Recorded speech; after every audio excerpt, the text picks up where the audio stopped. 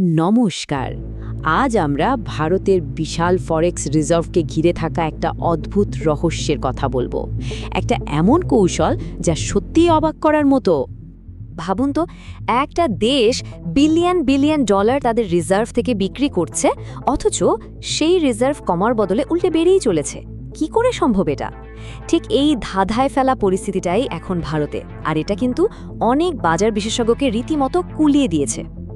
আচ্ছা, এর কিউমোটা ঠিক কতটা সেটা বুঝতে হলেই এই সংখ্যাটা দেখতে হবে। ৭০৪ বিলিয়ন ডলারেরও বেশি। এটা ভারতের বৈদেশিক মুদ্রার রিজার্ভের জন্য একটা সর্বকালের রেকর্ড। আর এই বিপুল পরিমাণ রিজার্ভের জোরেই ভারত এখন বিশ্বের চতুর্থ বৃহত্তম রিজার্ভের মালিক। চলুন এই ৭০০ বিলিয়ন ডলারের প্যারাডক্সটা একটু ভেঙে দেখা যাক। একদিকে দেখুন, দেশের কেন্দ্রীয় ব্যাংক মানে রিজার্ভ ব্যাংক রুপিকে শক্তিশালী করতে বাজার থেকে প্রায় ১২ বিলিয়ন ডলার বিক্রি করেছে। কিন্তু অবাক করার মতো ব্যাপার হলো, ঠিক ওই একই সময়ে সরকারি হিসেবে দেখা যাচ্ছে রিজার্ভ তো কমেনি, বরং ৪ বিলিয়ন ডলারেরও বেশি বেড়ে গেছে। এটাই তো একটা দারুণ অর্থনৈতিক রহস্য তৈরি করেছে, তাই না? তো এই রহস্যটা সমাধান করতে গেলে আমাদের প্রথমে বুঝতে হবে ভারতের এই বিশাল ভাণ্ডারের ভেতরে আসলে কি কি আছে, আর কেনই বা এটা এতটা গুরুত্বপূর্ণ। খুব সহজ করে বললে, এই ফরেক্স রিজার্ভ হলো একটা দেশের বিদেশি মুদ্রায় জমানো টাকা পয়সা বা সম্পদ, আর এর সবটা ম্যানেজ করে ভারতীয় রিজার্ভ ব্যাংক অর্থাৎ আরবিআই। এই রিজার্ভের সিংহভাগই কিন্তু বিদেশি মুদ্রার সম্পদ বা ফরেন কারেন্সি অ্যাসেটস, যেমন ধরুন আমেরিকার সরকারি বন্ড। তবে একটা বেশ বড় অংশ এখন সোনা হিসেবেও রাখা হচ্ছে, আর তার পরিমাণটা দিন দিন বাড়ছে। আসলে এই রিজার্ভগুলো একটা দেশের অর্থনীতির জন্য রক্ষা কবচের মতো কাজ করে। বিশ্ববাজারে কোনো বড় ধাক্কা এলে এটা দেশকে সামাল দেয়, নিজেদের মুদ্রা অর্থাৎ রুপিকে স্থিতিশীল রাখতে সাহায্য করে, বিদেশি বিনিয়োগকারীদের মনে ভরসা যোগায়, আর জরুরি আমদানির খরচ মেটানোর নিশ্চয়তাও দেয়। আচ্ছা, এবার তাহলে দেখা যাক আরবিআই এর হাতে কি কি প্রচলিত হাতিয়ার আছে এই বিশাল তহবিলটা সামলানোর জন্য। এটা জানলেই কিন্তু আমাদের রহস্যের অর্ধেকটা পরিষ্কার হয়ে যাবে। প্রথম আর সবচেয়ে সরাসরি উপায়টা হলো বাজারে সরাসরি হস্তক্ষেপ করা। মানে যখনই রুপি দুর্বল হতে শুরু করে, আরবিআই নিজের ভাণ্ডার থেকে ডলার বিক্রি করে রুপির পতন ঠেকায়, তাকে সাপোর্ট দেয়।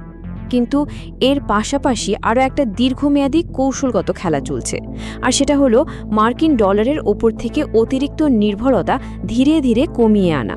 এটা একটা খুবই ভেবেচিন্তে নেওয়া পদক্ষেপ। আর এর সবচেয়ে বড় প্রমাণ হলো রিজার্ভের সোনার ভাগটা বাড়তে থাকা। খেয়াল করে দেখুন, গত কয়েক বছরে এটা প্রায় দ্বিগুণ হয়ে গেছে। কেন? কারণ ভূ রাজনৈতিক ঝুঁকি আর ডলারের নির্ভরযোগ্যতা নিয়ে যে চিন্তাগুলো বাড়ছে, তার বিরুদ্ধে সোনা একটা দারুণ সুরক্ষা কবচ। কিন্তু কথা হলো, এই প্রচলিত হাতিয়ারগুলো দিয়েও কিন্তু আমাদের মূল রহস্যের সমাধান হচ্ছে না।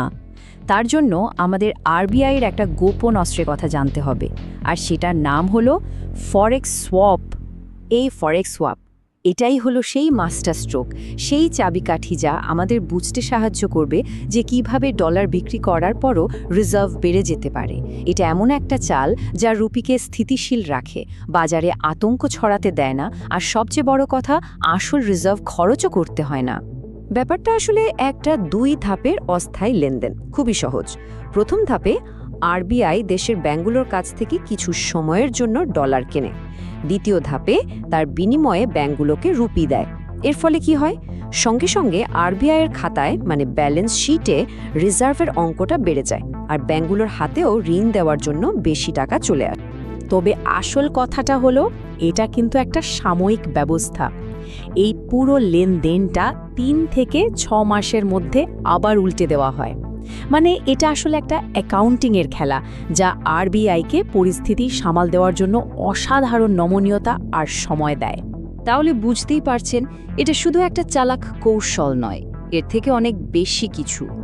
এই স্ট্র্যাটেজির ফলে কিন্তু গোটা অর্থনীতির ওপরেই একটা বিরাট ইতিবাচক প্রভাব পড়ে। এই একটা মাস্টার স্ট্রোক দিয়ে অনেকগুলো কাজ একবারে হয়ে যায়। দেখুন, বাজারে কোনো আতঙ্ক তৈরি না করেই রুপি স্থিতিশীল থাকছে। দেশের ব্যাংকিং সিস্টেমে টাকার যোগান বাড়ছে, ফলে লোন দেওয়া সহজ হচ্ছে। নতুন করে টাকা ছাপাতে হচ্ছে না, তাই মুদ্রাস্ফীতির ভয়ও থাকছে না। আর সব মিলিয়ে আন্তর্জাতিক মহলে ভারতের একটা শক্তিশালী অর্থনৈতিক ভাবমূর্তিও বজায় থাকছে। এটা আরবিআইকে বৈশ্বিক পরিস্থিতি বিচার করার জন্য মূল্যবান সময়ও কিনে দেয়। আর এর আকারটা কিন্তু কোনো ছোটখাটো নয়, বিশাল। সম্প্রতি এরকমই একটা সোয়াপ অপারেশনের মাধ্যমে ব্যাংকিং সিস্টেমে প্রায় ৩ ট্রিলিয়ন রুপি, হ্যাঁ ৩ ট্রিলিয়ন রুপির যোগান দেওয়া হয়েছে। এই যে এত আধুনিক আর জটিল একটা কৌশল, এটা পরিষ্কার দেখিয়ে দিচ্ছে যে সেন্ট্রাল ব্যাংকগুলো এখন তাদের কাজের ধরন কতটা বদলে ফেলছে, কতটা উন্নত করছে। আর এটা আমাদের একটা শেষ প্রশ্নের সামনে দাঁড় করিয়ে দেয়। আজকের এই অনিশ্চিত পৃথিবীতে পরবর্তী আর্থিক মাস্টার স্ট্রোকটা ঠিক কী হতে চলেছে।